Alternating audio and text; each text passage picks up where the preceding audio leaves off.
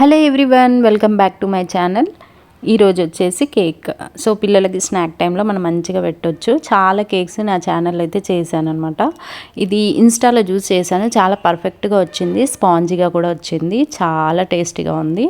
ఒకసారి మీరు కూడా ట్రై చేయండి, చాలా బాగుంటుంది, చాలా బాగా ఇష్టపడతారు పిల్లలు కూడా.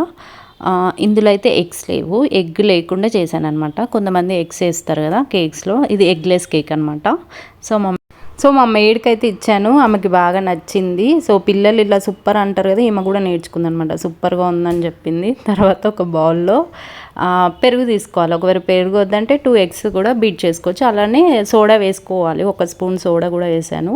సో బాగా విస్కర్తో మిక్స్ చేసుకోవాలి, ఎలాంటి లామ్స్ లేకుండా మిక్స్ చేసుకున్న తర్వాత షుగర్ పౌడర్ ఉంటుంది కదా, షుగర్ పౌడర్ 1 కప్ వేసేసుకుంటే మనకి చాలా ఈజీగా ఉంటుందండి, చాలా ఈజీగా మెల్ట్ అయిపోతుంది. అలానే 1 కప్పు రిఫైన్డ్ ఆయిల్ వేసుకోండి, బాగా మిక్స్ చేసుకోండి. అలానే కప్పు 3/4 కప్లో మనం మిల్క్ కూడా యాడ్ చేసుకోవాలన్నమాట. ఈ విధంగా మొత్తం మిక్స్ చేసేసుకొని సో బాగా కలుపుకోవాలి. సో ఈ విధంగా కలుపుకున్నాక మనం మైదా వేసుకోవచ్చు, లేకపోతే ఏదైనా గోధుమ పిండి వేసుకోవచ్చు. మల్టీగ్రెయిన్ పిండి 1.5 వేసుకుంటున్నాను. అలానే కోకో పౌడర్ కూడా వేయండి 1/4. తర్వాత బేకింగ్ పౌడర్ వేసేసుకొని ఇలాంటి లమ్స్ లేకుండా కన్సిస్టెన్సీ వచ్చే వరకు బాగా మిక్స్ చేసుకోవాలన్నమాట. సో ఈ విధంగా బాగా మిక్స్ చేసుకొని ఆల్రెడీ మనం ఒక గిన్నె పెట్టేసుకోవాలి, సిమ్లో పెట్టేసుకొని ఒక స్టాండ్ ఏదైనా పెట్టేసి ఇట్లా లిడ్ పెట్టేసుకుంటే అది బాగా హీట్ అవ్వాలన్నమాట. ఒక 5-10 minutes చాలా సిమ్లో పెట్టుకోవాలి స్టవ్ అయితే. సో అది కొంచెం హీట్ అయిన తర్వాతకి మనము దేంట్లో అయితే కేక్ చేయాలనుకుంటున్నామో ఉంటుంది కదా బౌల్, అందులో కొంచెం నెయ్యి అన్న ఆయిల్ అన్న ఏదైనా అప్లై చేసేసి ఇలా మనకి పిండి ఉంది కదా, మన గోధుమ పిండి అయినా ఏ పిండి అయినా ఇలా స్ప్రెడ్ చేసుకోవాలన్నమాట. సో ఈ విధంగా స్ప్రెడ్ చేసుకున్న తర్వాతకి ఏదైతే బ్యాటర్ ఉందో ఆ బ్యాటర్ మొత్తం ఇందులో వేసుకోవచ్చు, లేదంటే మీ దగ్గర బటర్ పేపర్ ఉన్నా వేసుకోవచ్చు కింద. సో ఇలా బ్యాటర్ మొత్తం కంప్లీట్గా వేసేసుకోవాలన్నమాట. కన్సిస్టెన్సీ ఇలా ఉండాలన్నమాట. సో మొత్తం అయిన తర్వాత ఒకసారి ట్యాప్ చేసుకోవాలి, బాగా కొంచెం దగ్గరికి కిందికి వెళ్ళేటట్టు ట్యాప్ చేసుకొని హీట్ అయింది కదా, ఇప్పుడు ఆ గిన్నెలో డ్రాప్ చేసేయాలి.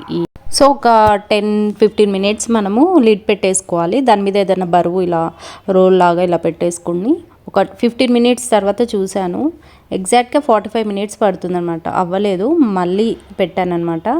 సో ఇప్పుడు ఎలా చూసుకోవాలంటే మనకి తడిగా రావద్దు, ఏదన్నా చాకన్నా లేకపోతే ఏదైనా స్పూన్ తోటి మనము ఇలా పెడితే అది తడిగా వస్తే ఇంకా అవ్వలేదన్నమాట. సో మళ్ళీ ఒకసారి ఇప్పుడైతే నేను ఒక 10 minutes పెట్టాను అనమాట. తర్వాత మళ్ళీ అసలు మొత్తం ఓవరాల్గా చెప్పాలంటే 45 minutesలో కుక్ అయిందనమాట. సో ఇలా మొత్తం తడి లేకుండా వస్తే కేక్ అన్నది కంప్లీట్గా కుక్ అయిపోయింది, బేక్ అయిపోయింది అనమాట. సో ఈ విధంగా వచ్చినప్పుడే కేక్ అనేది పర్ఫెక్ట్గా ఉంటుంది, లేకపోతే మొత్తము మెత్తగా అంతా లోపల పచ్చిగానే ఉంటుందన్నమాట. సో ఒక 15 minutes అలా వదిలేయాలి, చాలా హీట్ ఉంటుంది కదా. అది చాలా కూల్ డౌన్కి వచ్చిన తర్వాత ఒక ప్లేట్లో ఇలా రివర్స్గా వేసుకోవాలన్నమాట.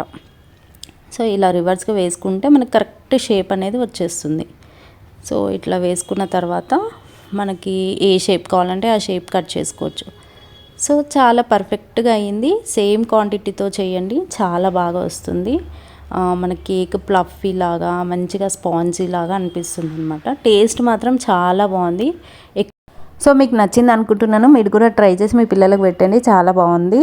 ప్లీజ్ లైక్ చేయండి, షేర్ చేయండి, కమెంట్ చేయండి. Please do subscribe to my channel. Thank you so much.